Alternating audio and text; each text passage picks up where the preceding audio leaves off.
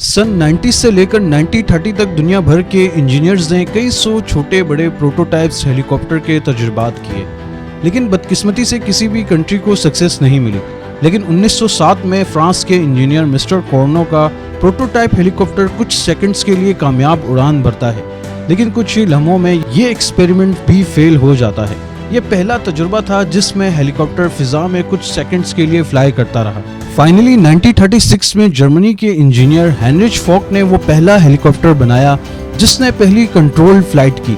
इस तजुर्बे को पहला कामयाब तजुर्बा कहा जाता है क्योंकि ये एल्टीट्यूड, स्पीड और डायरेक्शन को कंट्रोल कर सकता था, इसलिए इस तजुर्बे को रियल सक्सेस कहा गया।